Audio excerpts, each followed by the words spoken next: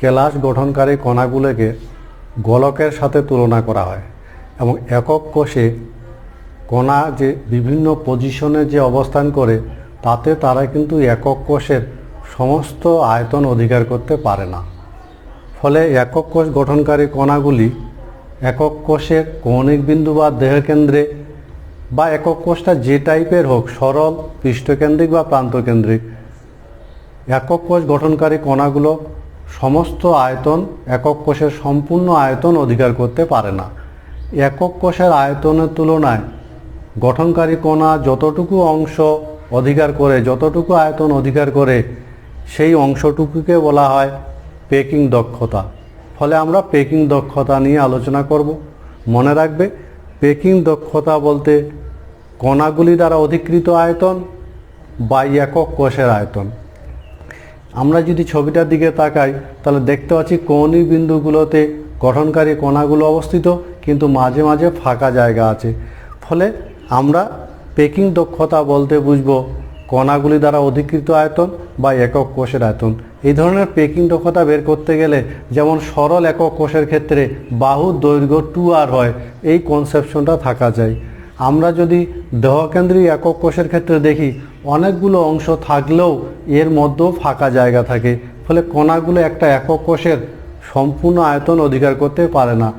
এই ধরনের দেহকেন্দ্রিক একক কোষের ক্ষেত্রে পেকিং দক্ষতা নির্ণয় করতে গেলে জ্যামিতির সাহায্যে যখন আমরা পেকিং দক্ষতা নির্ণয় করতে যাব, তখন এই যে বডি ডায়াগোনাল যেটাকে বলা হয়, অর্থাৎ দেহকর্ণ, এই ধারণাটা থাকা চাই। এবং দেহকর্ণের এখানে আমরা দেখতে পাচ্ছি মাঝের সম্পূর্ণ গোলক, এটা একটা অংশ, এটা একটা অংশ, এখানে 4টা ব্যাসার্ধ আছে গোলকের, ফলে এই অংশটাকে 4r ধরা হয়।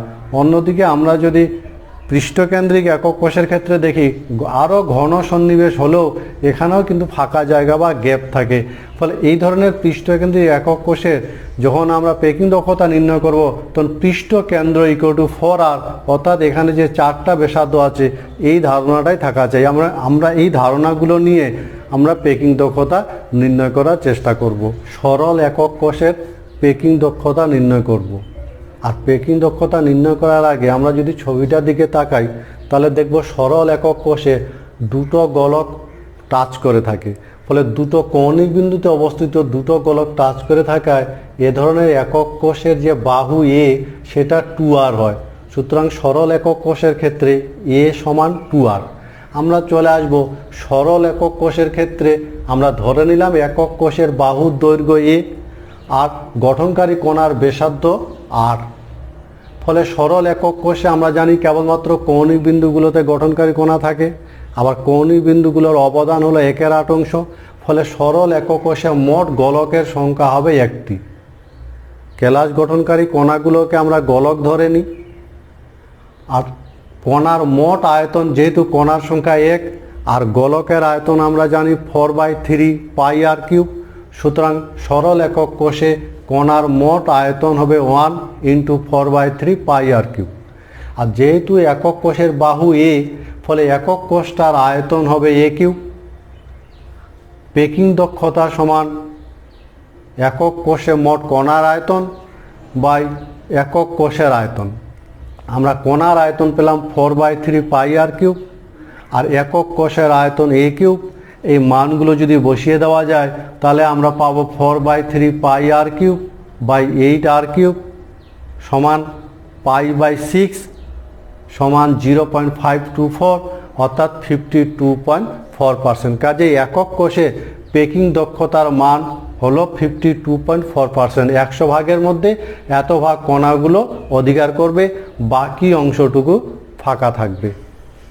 পৃষ্ঠকেন্দ্রিক একক কোষের পেকিং দক্ষতা নির্ণয়।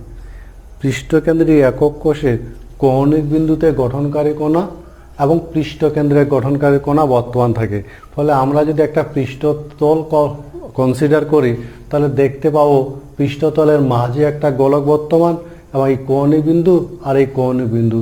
ফলে এসি যে রেখাটা আমরা দেখতে পাচ্ছি এটা হলো পৃষ্ঠকর্ণ, এবং এই পৃষ্ঠকর্ণে আমরা দেখতে পাচ্ছি 4টা ব্যাসার্ধ বর্তমান। ফলে এই চিত্র থেকে আমরা এই সম্পর্কটা প্রমাণ করতে পারি। আমরা চিত্র থেকে দেখতে পাচ্ছি AC স্কোয়ার, এটা একটা সমকোণী ত্রিভুজ ABC সমকোণী ত্রিভুজ। ফলে এই সমকোণী ত্রিভুজ থেকে পাই এসি স্কোয়ার সমান AB square plus BC square. আবার এবি বা বিসি এটা হলো একক কোষের বাহু এ, সুতরাং এসি সমান root over AB square plus BC square সমান root over a square plus a square সমান এ রুট টু। আবার যেহেতু এটা কর্ণ, পৃষ্ঠকর্ণ এসি, এর মধ্যে 4টা ব্যাসার্ধ বর্তমান, ফলে এসি সমান 4r। এই দুটো সম্পর্ক থেকে আমরা পেলাম এ রুট টু সমান 4r, অর্থাৎ এ সমান 2 রুট 2r। এটা হলো পৃষ্ঠকেন্দ্রী একক কোষের ক্ষেত্রে একক কোষের বাহু আর গঠনকারী কণা ব্যাসার্ধের সম্পর্ক। আমরা এই সম্পর্কটাকে নিয়ে এখানে চলে আসব। পৃষ্ঠকেন্দ্রী একক কোষে আমরা ধরে নিলাম একক কোষের বাহুর দৈর্ঘ্য এ, গঠনকারী কণার ব্যাসার্ধ আর। ফলে এই ধরনের একক কোষে মোট কণার সংখ্যা হলো 4। আবার এক্ষেত্রে 4টা কণার মোট আয়তন হবে 4 × 4/3 πr³, কারণ প্রতিটি গোলকের আয়তন 4/3 πr³। আর এ ধরনের একক কোষে মোট গোলকের সংখ্যা হলো 4। সুতরাং কণার মোট আয়তন 4 × 4/3 πr³। একক কোষের যেহেতু বাহুর দৈর্ঘ্য এ, সুতরাং ওই কোষটার আয়তন হবে a³। আমরা পেকিং দক্ষতার সংজ্ঞায় ফেলে দেব। আমরা জানি পেকিং দক্ষতা সমান একক কোষে কণার আয়তন বা একক কোষের আয়তন। আমরা কণার আয়তন পেলাম 4 × 4/3 πr³, আর একক কোষের আয়তন a³। আমরা এই মানগুলো যদি বসিয়ে দিই তাহলে আমরা এখানে পাবো 4 × 4/3 πr³ বা a³। কিন্তু এখানে আমরা a সমান 2 রুট 2 পেয়েছি। এই মানটা এর জায়গায় যদি বসিয়ে দেওয়া যায় তাহলে আমরা পাবো π/3 রুট 2 সমান 0.74, অর্থাৎ 74%। কাজেই পৃষ্ঠকেন্দ্রী একক কোষের কণাগুলো দ্বারা অধিকৃত আয়তন হলো 74% এবং বাকি অংশটা শূন্য বা ফাঁকা থাকে। দেহকেন্দ্রিক একক কোষের পেকিং দক্ষতা নির্ণয়। ধরা যাক একক কোষের বাহুর দৈর্ঘ্য এ আর কণার ব্যাসার্ধ আর। এ ও আর এর মধ্যে সম্পর্ক আমরা জ্যামিতিক ছবিটা থেকে নির্ণয় করব। এটা একটা দেহকেন্দ্রিক একক কোষ যার বিসি হলো পৃষ্ঠকেন্দ্র এবং বিসিডি সমকোণী ত্রিভুজ থেকে আমরা পাই বিসি সমান root over CD square plus BD square. CD বা বিডি একক কোষের বাহু হওয়ায় আমরা পেলাম বিসি সমান এ রুট 2। আবার এ বি সি সমকোণী ত্রিভুজ হওয়ায় এই সমকোণী ত্রিভুজ থেকে আমরা পাই এ বি সমান root over AC square plus BC square. AC একক কোষের বাহু হওয়ায় এসি সমান এ, আর একটু আগে আমরা প্রমাণ করলাম বিসি সমান এ রুট 2। এই দুটো মান বসিয়ে দিলেই আমরা পাই এ বি সমান এ রুট 3। যেহেতু এ বি দেহকর্ণের ক্ষেত্রে আমরা পাই এ বি সমান 4r, কারণ দেহকর্ণ বরাবর 3টি গোলক টাচ করে থাকে। ফলে দেহকেন্দ্রিক একক কোষের দেহকর্ণ বরাবর 4টা ব্যাসার্ধ থাকায় আমরা আবার পেলাম এ বি সমান 4r। কাজেই এ সমান 4r/√3। এই ধরনের দেহকেন্দ্রিক একক কোষে মোট কণার সংখ্যা 2। ফলে কণাগুলি দ্বারা অধিকৃত মোট আয়তন 2 × 4/3 πr³। 4/3 πr³ প্রতিটি গোলকের আয়তন। আর একক কোষের বাহু এ হওয়ায় একক কোষের আয়তন হবে a³। সুতরাং পেকিং দক্ষতা সমান কণা দ্বারা অধিকৃত মোট আয়তন বা একক কোষের আয়তন। কণা দ্বারা অধিকৃত আয়তন পেলাম 2 × 4/3 πr³, আর একক কোষের আয়তন পেলাম a³। সুতরাং পেকিং দক্ষতা সমান 2 × 4/3 πr³ বা a³। এই মানগুলো যদি সমাধান করা হয়, সরলীকরণ করা হয়, তাহলে আমরা পাবো π√3/8 সমান 0.68 সমান 68%। সুতরাং দেহকেন্দ্রিক একক কোষের কণাগুলি দ্বারা অধিকৃত আয়তন হলো 68% এবং বাকি অংশটুকু ফাঁকা থাকে। বিভিন্ন একক কোষের পেকিং দক্ষতা থেকে গঠনকারী কণার ব্যাসার্ধ আর একক কোষের বাহুর সম্পর্ক আমরা পেয়েছি। এই সম্পর্কটাকে আমরা ছকের আকারে প্রকাশ করেছি। সরল একক কোষের ক্ষেত্রে কণার ব্যাসার্ধ r সমান a/2। দেহকেন্দ্রিক একক কোষের ক্ষেত্রে কণার ব্যাসার্ধ r সমান √3a/4, যেখানে a একক কোষের বাহুর দৈর্ঘ্য। পৃষ্ঠকেন্দ্রিক একক কোষের ক্ষেত্রে কণার ব্যাসার্ধ r সমান a/2√2। এই সম্পর্কগুলো থেকে আমাদের এই ধরনের গাণিতিক সমস্যার সমাধান করতে হবে। আর এই ধরনের গাণিতিক সমস্যার সমাধান করতে গেলে এই ইউনিট কনভার্সনটাও মনে রাখা ভালো। 1 pm সমান 10⁻10 cm, অর্থাৎ 1 পিকোমিটার ইকুয়াল 10⁻10 সেন্টিমিটার। 1 ন্যানোমিটার সমান 10⁻7 সেন্টিমিটার। 1 আর্মস্ট্রং সমান 10⁻8 সেন্টিমিটার। এই ইউনিট কনভার্সন এবং এই একক কোষের বাহু এবং গঠনকারী কোণার ব্যাসার্ধের সম্পর্ক থেকে আমরা এই ধরনের গাণিতিক সমস্যাগুলো সমাধান করতে পারি। উদাহরণ হিসাবে আমি একটা গাণিতিক সমস্যা নিয়েছি। ক্রোমিয়াম ধাতুর দেহকেন্দ্রিক একক কোষের বাহুর দৈর্ঘ্য কত হবে যদি ক্রোমিয়াম পরমাণুর পারমাণবিক ব্যাসার্ধ 125 pm হয়? তাহলে এই গাণিতিক প্রবলেমটাতে পারমাণবিক ব্যাসার্ধ, কণার পারমাণবিক ব্যাসার্ধ দেওয়া আছে, একক কোষের বাহু বের করতে হবে। আমরা এখানে যা পেয়েছি তাই লিখেছি। পারমাণবিক ব্যাসার্ধ r সমান 125 pm আর একক কোষের বাহু a সমান প্রশ্নবোধক চিহ্ন দিয়ে আমরা এই রাশিটার মান বের করব। যেহেতু এই প্রবলেমটা দেহকেন্দ্রিক একক কোষের, সুতরাং দেহকেন্দ্রিক একক কোষের ক্ষেত্রে আমরা একক কোষের বাহু আর গঠনকারী কোণার ব্যাসার্ধের সম্পর্ক r সমান 3a/4, অর্থাৎ a সমান 4r/√3। r এর মানটা এখান থেকে এখানে বসিয়ে দেওয়া হলো। সেক্ষেত্রে a সমান 4 × 125/√3, অর্থাৎ a ইকুয়াল 288.67 pm। সুতরাং একক কোষের বাহুর দৈর্ঘ্য হবে 288.67 pm। এভাবে আমরা গাণিতিক সমস্যাগুলো সমাধান করার সময় আমরা যা ডাটা পাবো সেই ডাটাটা একদিকে লিখব, অন্যদিকে ফর্মুলা লিখব। সেই ফর্মুলায় প্রদত্ত ডাটাগুলো বসিয়ে দিয়ে অজানা রাশিটার মান বের করব। কেলাসের ঘনত্ব নির্ণয়। আর কেলাসের ঘনত্ব নির্ণয় করার জন্য আমরা ধরে নিলাম একক কোষের বাহুর দৈর্ঘ্য a, কেলাসের ঘনত্ব ρ, একক কোষে কণার সংখ্যা z, সেটা সরল হলে z এর মান 1 হবে, দেহকেন্দ্রিক হলে 2 হবে, পৃষ্ঠকেন্দ্রিক হলে 4 হবে। আর একক কোষে আমরা অ্যাভোগাড্রো সংখ্যার মান ধরলাম n। আর কেলাস গঠনকারী কণা, কেলাস গঠনকারী কণার পারমাণবিক ওজন বা সংকেত ওজন ধরা হলো m। যদি সেটা মৌলিক পদার্থ হয় তাহলে পারমাণবিক ওজন, আর যদি সেটা যৌগ হয়, আয়নীয় যৌগ হয়, তাহলে সংকেত ওজন m ধরা হলো। যেহেতু একক কোষের বাহুর দৈর্ঘ্য a, ফলে একক কোষের আয়তন হবে a³। আর যেহেতু কেলাস গঠনকারী কণার পারমাণবিক ওজন বা সংকেত ওজন m, ফলে আমরা বলতে পারি m গ্রাম পদার্থে অ্যাভোগাড্রো সংখ্যক কণা থাকবে। সুতরাং অ্যাভোগাড্রো সংখ্যক কণার ভর m গ্রাম। তাহলে একক কোষের মধ্যে অবস্থিত আছে z সংখ্যক কণা। তাহলে z সংখ্যক কণার ভর সমান z × m/n। একক কোষের ঘনত্ব সমান একক কোষের ভর বাই একক কোষের আয়তন। যে কোনো পদার্থেরই ঘনত্ব পাওয়া যায় পদার্থের ভরকে আয়তন দিয়ে ভাগ করলে। কাজেই একক কোষের ঘনত্ব সমান একক কোষের ভর বাই একক কোষের আয়তন। একক কোষের ভর বের করেছি, একক কোষের আয়তন a³।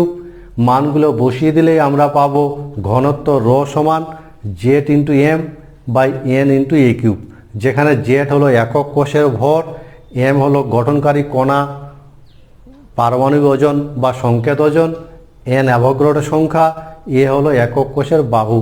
মনে রাখবে একক কোষের ঘনত্ব যা হয় কেলাসের ঘনত্ব তাই হয়। ফলে প্রদত্ত রাশিমালা থেকে আমরা কেলাসের ঘনত্ব সহজে নির্ণয় করতে পারি। ঘনত্ব নির্ণয়ের যে সমীকরণটি আমরা প্রমাণ করলাম, সেই সমীকরণের সাহায্যে আমাদের কিছু গাণিতিক সমস্যার সমাধান করতে হবে।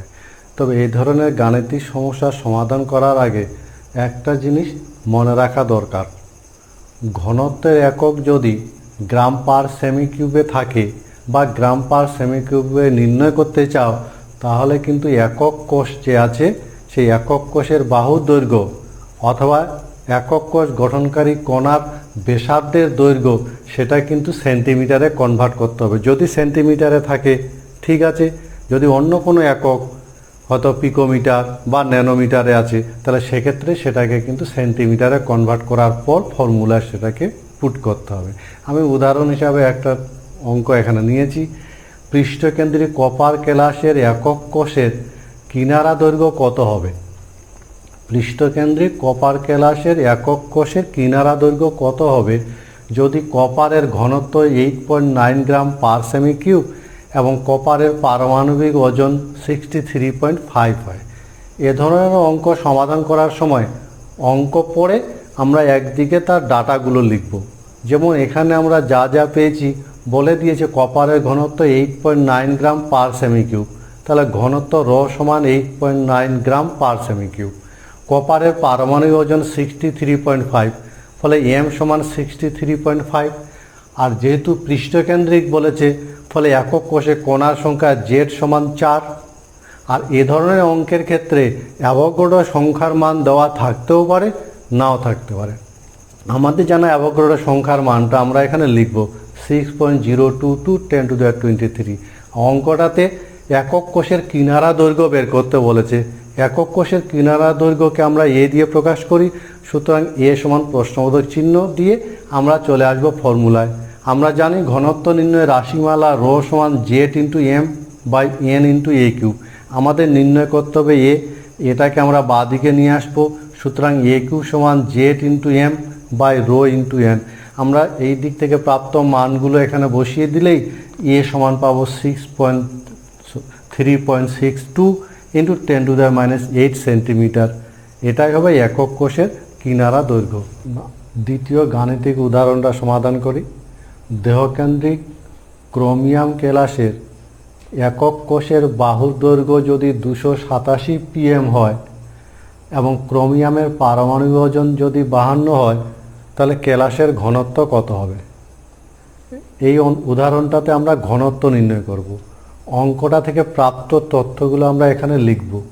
যেহেতু একক কোষের বাহু দৈর্ঘ্য 287 pm বলেছে, ফলে এ সমান 287 pm। কিন্তু এখানে মনে রাখবে যে ঘনত্ব আমরা গ্রাম পার সেমি কিউবতে নির্ণয় করব, ফলে এই পিএম এককটাকে কিন্তু সেন্টিমিটারে কনভার্ট করতেই হবে। সুতরাং এ সমান 287 pm সমান 287 ইন্টু 10⁻⁻10 সেন্টিমিটার। এটা ভালো করে খেয়াল রাখবে। পারমাণবিক ওজন 52, এম সমান 52 লিখলাম। যেহেতু দেহকেন্দ্রিক বলেছে, ফলে দেহকেন্দ্রিক একক কোষের ক্ষেত্রে কণার সংখ্যা জেড সমান 2 আর অ্যাভোগাড্রো সংখ্যার মান এন সমান 6.022 10⁻23। ঘনত্ব নির্ণয় করতে হবে। ঘনত্বটা আমি গ্রাম পার সেমি কিউতে নির্ণয় করব। ফর্মুলা রো সমান Z into M by N into a cube. এই তথ্যগুলো, এই ডাটাগুলো এখান থেকে সমীকরণে পুট করা হলো, ফলে ঘনত্ব সমান 7.3 গ্রাম পার সেমি কিউব। এই ধরনের অঙ্কের ক্ষেত্রে ঘনত্বটা গ্রাম পার সেমি কিউবতেই নির্ণয় করতে হয় আর বিভিন্ন একক সেন্টিমিটারে কনভার্ট করে করতে হয়। যদি সেন্টিমিটারে থাকে কোনো অসুবিধা নেই, কিন্তু সেন্টিমিটারে যদি না থাকে, ন্যানোমিটার বা পিকোমিটারে থাকে, তাহলে সেক্ষেত্রে সেটাকে সেন্টিমিটার করে নিয়ে সমাধান করলে ভুলটা হয় না। দ্বিমাত্রিক একক কোষের পেকিং দক্ষতা নির্ণয়। মনে রাখবে, দ্বিমাত্রিক একক কোষের যখন পেকিং দক্ষতা নির্ণয় করা হয় তখন একক কোষ এবং একক কোষ গঠনকারী কণাগুলির ক্ষেত্রফল গণনা করা হয়। আমরা ছবিটার দিকে তাকালে দেখতে পাবো এক্ষেত্রে একটা দ্বিমাত্রিক একক কোষ বোঝাচ্ছে। এর কৌণিক বিন্দুগুলোতে গঠনকারী কণা বর্তমান এবং মাঝখানে একটা কণা বর্তমান। এক্ষেত্রে মোট কণার সংখ্যা হবে 2, কারণ কৌণিক বিন্দুগুলোতে থাকা কণাগুলির প্রতি একক কোষের অবদান হলো 1/4 অংশ। এদিকে একটা একক কোষ, এদিকে একটা, এদিকে একটা, এদিকে মোট 4টা একক কোষের সংস্পর্শে একটা কৌণিক বিন্দু অবস্থান করায়, প্রতিটা কৌণিক বিন্দুর প্রতি একক কোষের অবদান হলো 1/4 অংশ। ফলে 4টা কৌণিক বিন্দুতে অবস্থিত 4টি কণার ক্ষেত্রে আমরা পাবো 4 × 1/4, আর যেটা মাঝখানে আছে সেটা সম্পূর্ণ পাবো। কাজেই এ ধরনের দ্বিমাত্রিক বর্গাকার একক কোষের ক্ষেত্রে একক কোষে মোট কণার সংখ্যা হবে 4 × 1/4 + 1 = 2। আর এই ধরনের একক কোষে কণা দ্বারা অধিকৃত ক্ষেত্রফল 2 × πr²। প্রতিটি কণা হলো বৃত্তাকার, ফলে এক্ষেত্রে গোলক ধরা হয় না, এক্ষেত্রে এরা হলো বৃত্ত। ফলে এরকম প্রত্যেকটা বৃত্তের ব্যাসার্ধ যদি r হয়, তাহলে প্রত্যেকটা বৃত্তের ক্ষেত্রফল হবে πr²। আর এই একক কোষের মধ্যে মোট বৃত্তের সংখ্যা হলো 2। ফলে এই একক কোষে কণাগুলি দ্বারা অধিকৃত ক্ষেত্রফল হবে 2 × πr²। আর যেহেতু একক কোষের বাহু a, ফলে এই একক কোষটার ক্ষেত্রফল হবে a²। আমরা একক কোষের কণা দ্বারা অধিকৃত ক্ষেত্রফল পেলাম, একক কোষের ক্ষেত্রফল পেলাম। পেকিং দক্ষতা সমান কণা দ্বারা অধিকৃত ক্ষেত্রফল বা একক কোষের ক্ষেত্রফল। কণা দ্বারা অধিকৃত ক্ষেত্রফল 2 × πr², মান বসানো হলো, আর একক কোষের ক্ষেত্রফল a², মান বসানো হলো। এবং এক্ষেত্রে আমাদের এই যে এ রাশিমালাটা আছে, এটাকে আর এ কনভার্ট করার জন্য আমরা চিত্রে আবার চলে যাব। দেখতে পাচ্ছি এ বি সি একটি সমকোণী ত্রিভুজ, আর এ বি হলো কর্ণ। এই ছবি থেকে আমরা পাই এ বি সমান √ac² + bc², ac² + bc²। কিন্তু এসি এবং বিসি একক কোষের বাহু হওয়ায় এসি সমান এ এবং বিসি সমান এ, সুতরাং এ বি সমান a√2। আবার যেহেতু এ বি কর্ণ, 3টি গোলক 3টি বৃত্ত টাচ করে আছে, ফলে এখানে 4টা ব্যাসার্ধ বর্তমান। ফলে এ বি সমান 4r, সুতরাং a√2 সমান 4r, অর্থাৎ এ সমান 2√2। এই মানটাকে আমরা এখানে রিপ্লেস করব। কাজেই পেকিং দক্ষতা সমান 2πr/2√2r² সমান π/4, অর্থাৎ 0.785%, অর্থাৎ 78.5%। ফলে দ্বিমাত্রিক বর্গাকার একক কোষের কণাগুলি দ্বারা অধিকৃত ক্ষেত্রফল হলো 78.5%।